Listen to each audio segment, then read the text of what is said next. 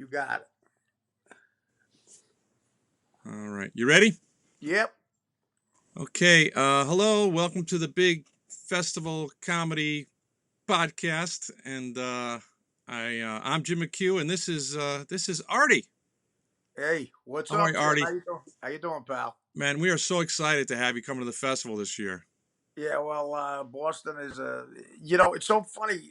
People think, I'm from North Jersey, Yankee fan, and I've sold more tickets, more books, more DVDs, anything in the New England area. The people of Boston, especially, have been real nice to me over the years. So I love coming up there, man. Yeah, people love you. I mean, I see. It's funny. My experience was with Howard Stern. I was living in New York. Right. I was a terrestrial radio guy, and I was schlepping around doing comedy. I couldn't afford to switch to Sirius. So I kind of missed you a little bit. You know, the only time I got it was when I was going to a gig and I get it on a rent-a-car, something like that. Yeah, I mean, a lot of people ended up coming over with us, but they were the real hardcore fans who mostly people in cars. They were working on getting the car contracts, and once that happened, a lot of people just got added to their car deals, their leases or whatever. right. But so that was we went up in listeners a lot after that. But yeah, a lot of people didn't make it over, but Yeah. enough did. I was the guy in the beater car driving around trying to keep, do I want gas or do I want to listen to Howard Stern? Yeah, exactly. Yeah, a lot of people would have chosen Stern at that time, but Right? it was a lot of fun because I did 4 years on regular radio, terrestrial, whatever you want to call it, and 4 years with them on Sirius. So I saw both sides of it. It was crazy. It's awesome. Listen, congratulations. You really got, what a comeback story. You're doing great. Yeah, How you feeling? What's going on? I feel great. I've had 11 comebacks. That's two more lives than cats. But this one, I got 9 months clean and sober next week, and that is a miracle. I mean, the last time I had 9 months clean, I was 9 months old, I think. It's been a rough road, man. Since I'm a teenager, jail, halfway houses, rehabs, probation. Now I'm on this thing called drug court. But I'm still alive. I'm still breathing. My health got amazingly better because I stopped putting poison in my body. Go figure. But Yeah. I mean, you I look feel fit. good. You I look, feel good. the picture, you look fit. Have you been working out? Well, I was always an athlete when I was a kid. I just, a bunch of bad living when I got into comedy slowly started ruining my body. I'm Right. 52 years old, so it was kind of easy to get back to looking halfway decent because, I mean, I was always an athlete, when I was young. So it was kind of simple to get back to looking human. I got a friend, Kenny Rogerson, and we were doing comedy, and I love Kenny. oh, I he's the love Kenny. Viper's the best. Yeah, So we were yeah. down in Atlantic City working, and he just stopped drinking. Bro, And wow. we were at the Borgata. He knocks on the door. You want to work out? Sure, we go work out. 2 hours later, he's knocking on my door again. Hey, you want to work out again? I'm, hey, Oh Kenny, my God. you got to find something else to do, man. It's like another addiction. That's what anybody addicted to stuff does. It's like Coke. God bless Kenny, man. Yeah. I tell you, Kenny Rogerson. This goes back to probably the '80s. He's one of the first comics that I had on a VHS cassette. I had a set he did on VHS that I saw somewhere when I was like in my 20s. Uh, And the first joke I ever heard Kenny do was he goes, all these cars advertise that they can go from 0 to 60 in 8 seconds. I need a car that can go from 90 to 55 in 1 second. I remember Kenny Rogerson having that joke. I worked with him once at Dennis Leary's Comics Come Home up in Boston. yeah. For like 6,000 people. Kenny is one of my favorites. Yeah. Yeah. He's going to be, he's one of those guys you go, how is he not famous? Yeah. Well, there's a lot of factors. A lot of luck, timing, knowing the right people, all that stuff. Talent is only like maybe 30% of making it in comedy. Just ask, a lot of young kids now. Right.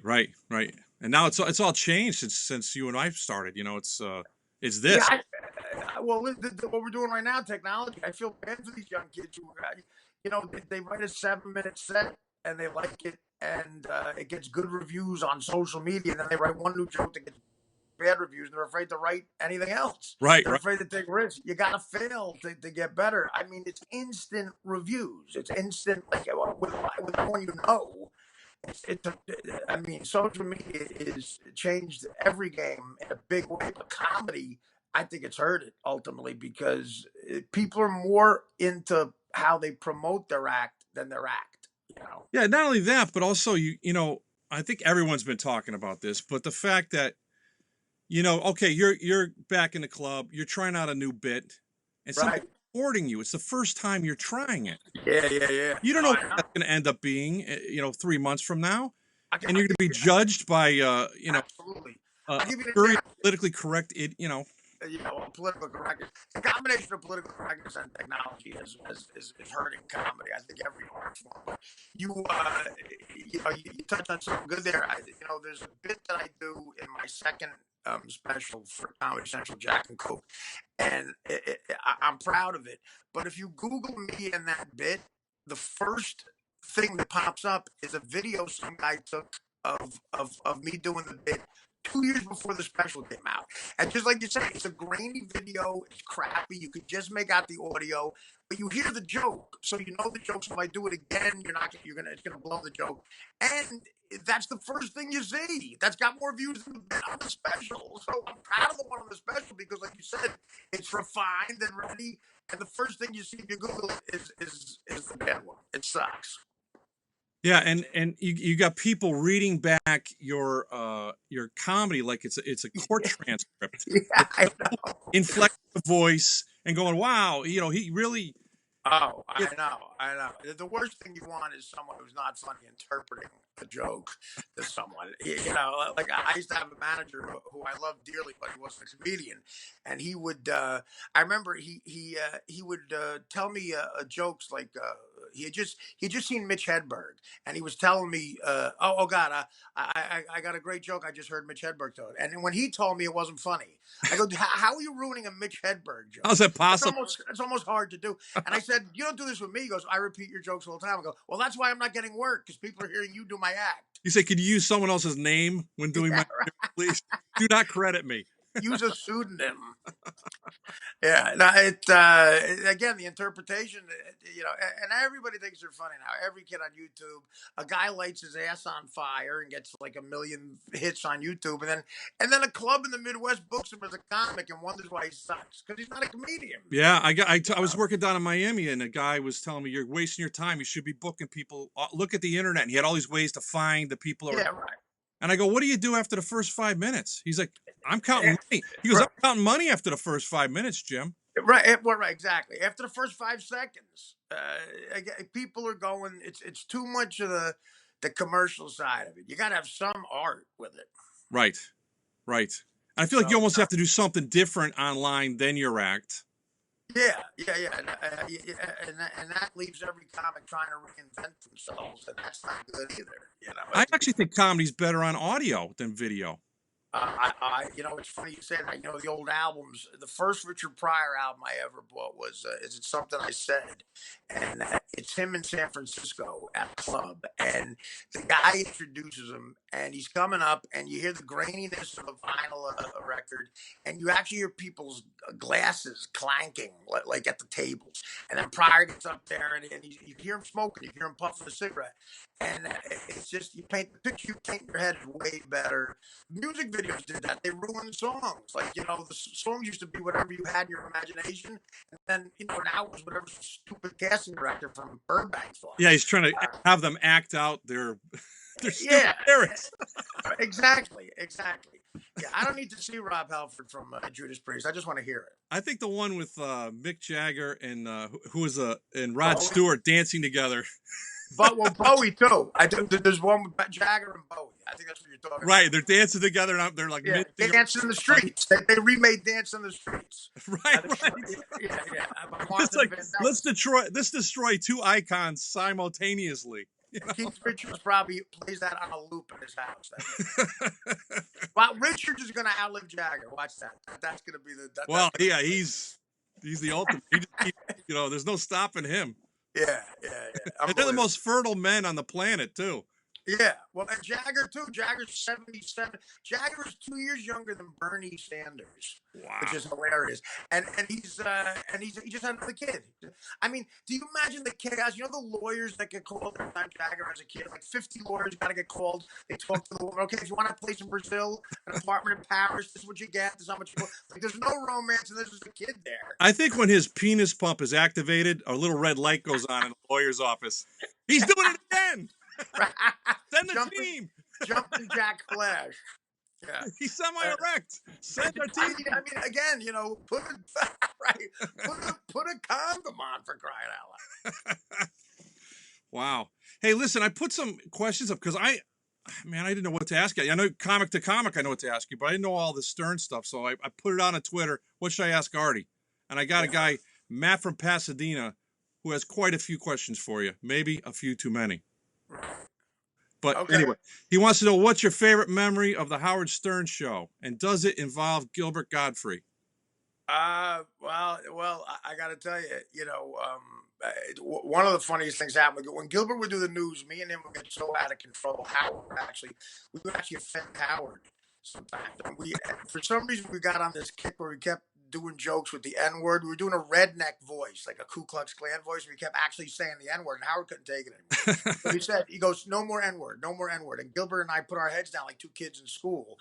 And Robin was doing the news. So Robin's next story, right after that, was Spike Lee has a new movie out. And as soon as she said the word Spike Lee, you just hear Gilbert go, laughing hysterically because of the bits we were just doing. And Gilbert is so fearless. I love him. That's one of them. So yeah. Okay. He wants to know about Lisa Lampanelli, who I actually started out with in Connecticut, of all plaplaces, believe it or not. Yeah. Well, Lisa, what do you think of Lisa Lampanelli quitting stand-up? Is it the current climate, or has her act run its course? So he's a little rough. I don't know. I don't know. How would you ask that? I don't know. What people do. I get up every day and wonder if my act's run its course, and there's a percentage of people that would agree with it. Yeah. Well, we all have those guys, but you know, Lisa has had a lot of success. Yeah. It's still. I know it's still not hard for a woman to do the comedy world. There's so many scumbag men in the comedy world. So I give so much respect to anybody who could do the road the way she did. She had a lot of great years, and I think maybe just her life, you know, she wanted to calm down a little bit. She's probably got money. Sure. She got real skinny. I was did a couple of roasts with Lisa Lampanelli, and I always had a joke that her credit with her sense of humor she loved. I used to say, I wish I had a dime for every time I get mistaken for Lisa Lampanelli. Right. So she got. I wish her the best. Well, I think I knew her way before success. That's when I know most people. But she was always cool. You're meeting me after success. Okay. Here's question 3 for you. Is getting back on Conan a goal of yours? You've got successful appearances, and Conan said he would not have you back until you're well again. You're on your way to being well. Is that a goal? I didn't see that. But I was banned from the Conan O'Brien show years ago. When the 2 years he happened to do the Tonight Show because of being high on the show. Right. I didn't know about the recent one, if he said that. I don't know how recent it is. I have no idea. That's probably one from a long time ago. I did that show as recently as a couple years ago. I've been doing Conan's show for 20 years, and Conan O'Brien has been so nice to me. I love everybody over there, and I'm sure if I went out to LA and I gave him a call, I think he'd put me on. So as soon as I get out to Los Angeles. He's got a great crew. Brian Kiley is one of the comedy writers. He's from Boston. Oh, amazing. He's amazing. And they're just good people. So as good as it gets. Conan is one of my heroes. I love him. Yeah. Awesome. Okay. So listen, I know you got stuff to do, but I just wanted to, I want to thank you for calling in. You're going to be at the Boston Comedy Festival at the Larkham Theater on November 13. That's right. You can go to BostonComedyFest.com and get tickets. The tickets are selling, so you got a following here. You ever feel like, you know, this? Like, I always wonder about this because nobody knows me. So when I mess up, nobody cares. Like people really are connecting to you in a very personal way.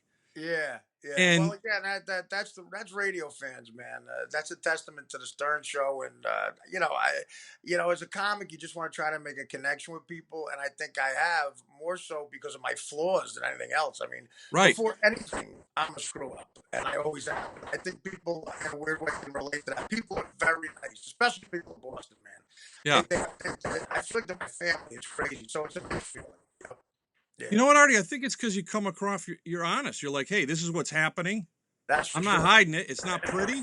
Yeah, It is what it is. I'm doing the best I can. yeah, And as a everybody, I mean, comic.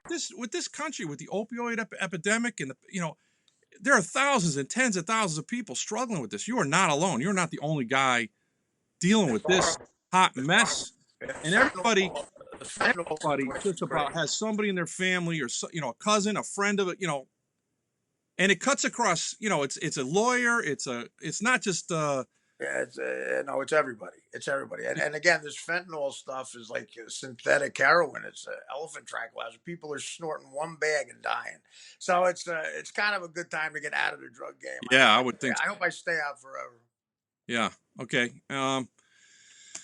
Well, tell us a little. Before I always ask people to just tell us your social media so they can find you. Although I'm sure they can anyway. But Again, yeah, if you Google me, you can find me. But I'm at Artie Quitter, one word, ARTIE Quitter.com. Artie Quitter. I think ArtieLang.com, a Japanese porno site, owns that. okay. So I had to go, and they're doing very well, by the way. But Artie Quitter, one word, ARTIE Quitter, is how you find me everywhere. And Artie Lang, you'll see my stuff. And listen, I'm very excited. I get to open for you on November 13th because That's gonna. at We're the gonna have. I pulled some strings. Hey, look, I'm glad, Jim. We're gonna be a good act together. It's gonna be fun. I can't wait to get up to Beantown, bro. Okay. Thanks, Artie. Take care, man. All the best, man.